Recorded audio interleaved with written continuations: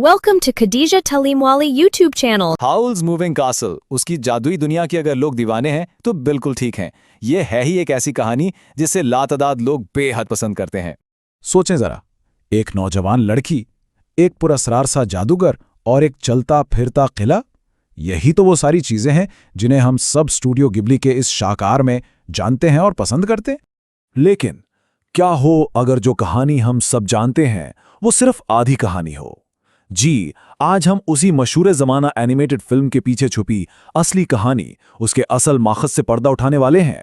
तो चलें सबसे पहले फिल्म की इस जानी पहचानी जादुई दुनिया में वापस चलते हैं। कहानी शुरू होती है सोफी से, एक नौजवान टोपी बनाने वाली, और उसकी जिंदगी हमेशा के लिए बदल जाती है जब वेस्ट की चुड़ैल उसे एक बूढ़ी औरत बना देती है। और फिर वो पनाह लेती है एक ऐसी जगह जिसका कोई तस्वुर भी नहीं कर सकता, पुरअसरार जादूगर हॉल के चलते फिरते किले में। यही तो हैं हयाओ मियाज़ाकी के 2004 के इस एनिमेटेड शाहकार के बुनियादी सतून। एक तरफ शर्मीली और सीधी सादी सोफी, दूसरी तरफ पुरअसरार हाउल, फिर आग का जिन कैल्सिफर, और इन सब के ऊपर एक तबाकुन जंग का साया जो पूरी कहानी पर छाया हुआ है। लेकिन यहाँ से कहानी में एक बहुत ही दिलचस्प मोड़ आता है। ये फिल्म जो हम सब जानते हैं, ये दरअसल 1986 के एक नॉवल पर मबनी है और इसे लिखा एक बहुत ही शानदार मुसन्निफा ने। जी हाँ, ये मशहूर फिल्म बरतानवी मुसन्निफा डायना वाइन जोन्स की तख्लीक है। एक ऐसा नाम जो फैंटेसी अदब की दुनिया में बहुत बहुत वजन रखता है। और देखें, ये सिर्फ हम नहीं कह रहे, फैंटेसी के एक और बहुत बड़े नाम नील गैमन ने उनके बारे में कुछ यूं कहा था। इतनी बड़ी तारीफ, वो भी इस फील्ड के एक और उस्ताद से, ये जोन्स के अदबी मुकाम को फौरन वाजे कर देती है ना? जरा इनके शानदार सफर पर एक नजर डालें। लंदन में पैदा हुई, ऑक्सफोर्ड में तालीम हासिल की और वहां उन्होंने C.S. लुइस और J.R.R. टोल्किन जैसे बड़े बड़े नामों से सीखा। फिर 1986 में उनका नॉवेल हाउल्स मूविंग कासल सामने आया, जिस पर 2004 में फिल्म बनी। और इस सफ़र का उरूज देखें, 2007 में वर्ल्ड फैंटेसी अवार्ड। वाकई क्या शानदार विरसा है। अच्छा, तो अब आइए मिलते हैं किताब की सूफी से, जो फिल्म की सूफी से बुनियादी तौर पर बहुत ही मुख्तलिफ किरदार है। जैसा कि इस आमने सामने के मुवाज़ने में नजर आ रहा है, सूफी के दोनों वर्जन में जमीन आसमान का फर्क है। फिल्म में वो मेहरबान और शर्मीली है, लेकिन किताब में वो काफी बदमिजाज है, शिकायतें करती रहती है और उसे पक्का यकीन है कि 3 बहनों में सबसे बड़ी होने की वजह से इसकी किस्मत में तो नाकामी ही लिखी है। ये किरदार का एक बहुत ही बुनियादी फर्क है। और किरदार के इस फर्क की जड़ यही है। किताब में ये शराब, ये बद्दुआ एक अजीब किस्म की आज़ादी बन जाती है। ये सूफी को उन सख्त तवक्कुआत से आज़ाद कर देती है जो उसने खुद पर लागू की हुई थी, और उसे अपनी असली थोड़ी चिड़चिड़ी शख्सियत को अपनाने का मौका देती है।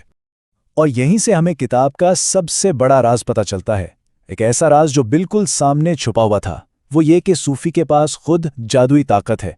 उसकी बेजान चीज़ों से बातें करने की मासूम सी आदत दरअसल उसकी ताकत का ही एक इजहार है।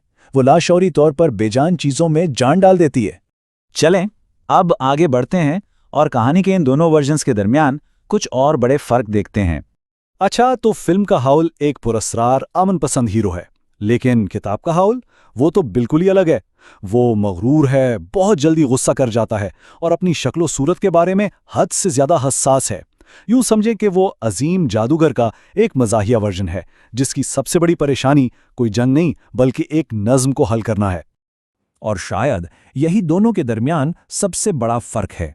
फिल्म बुनियादी तौर पर एक पुरजोश जंग मुखालिफ पैगाम है, इसमें बड़े पैमाने पर तबाही दिखाई गई है। लेकिन किताब में जंग सिर्फ एक दूर का पसे मंजरी वाक़या है, एक ऐसी फैंटेसी कहानी के लिए जो कहीं ज़्यादा घरेलू और मज़ाहिया है। यहाँ किताब की नफ्सियाती गहराई वाकई खुलकर सामने आती है। सोफी का शराब सिर्फ चुड़ैल का दिया हुआ नहीं है, बल्कि उसकी अपनी गैर यकीनी और उसके अपने ही अल्फाज हैं जो उसे बूढ़ा बनाए रखते हैं। ये इस बात का एक शानदार मुताला है कि हम कैसे अपने ही बनाए हुए अकीदों में कैद हो जाते हैं। तो सवाल ये उठता है कि ये दोनों वर्जन्स इतने मुख्तलिफ क्यों हैं और इसका मतलब क्या है? देखें, आखिर में मकसद ये फैसला करना बिल्कुल नहीं है कि कौन सा वर्जन बेहतर है, बल्कि ये इस बात की तारीफ करना है कि कैसे दो मुख्तलिफ फनकार एक ही कहानी को लेकर उसे अपने अपने मुनफरिद अंदाज में ढाल सकते हैं। डायना वाइन जोन्स में एक बहुत ही जहानत से भरी मज़ाहिया किताब लिखी जो क्लासिक परियों की कहानियों के उसूलों को बड़े मज़े से चैलेंज करती है। दूसरी तरफ हाया मियाज़ाकी ने इसी ढांचे को इस्तेमाल करते हुए एक ऐसी फिल्म बनाई जो देखने में शानदार है और जिसके मरकज़ में एक मजबूत जंगे मुखालिफ पैगाम है। दोनों ने कहानी को अपने अपने मकसद के लिए इस्तेमाल किया। और सबसे अहम नुक्ता ये है कि ये दोनों वर्जन एक दूसरे से टकराते नहीं हैं, बल्कि ये एक दूसरे को मुकम्मल करते हैं। जब हम नॉवेल की गहराई को समझते हैं तो फिल्म का जज्बाती तजुर्बा और भी गहरा हो जाता है और फिल्म के मनाजिर किताब की दुनिया को एक नई जिंदगी दे देते हैं। और ये हमें कहानी सुनाने के फ़न के बारे में एक बड़े सवाल पर छोड़ जाता है कि जब किसी कहानी का मकसद बदलता है तो खुद कहानी कितनी बदल जाती है। ये एक ऐसी सोच है जो हमें किसी भी कहानी की मुआफ़क़त के फ़न को मज़ीद गहराई से देखने पर मजबूर करती है। Thank you for watching Khadija Talimwali YouTube channel.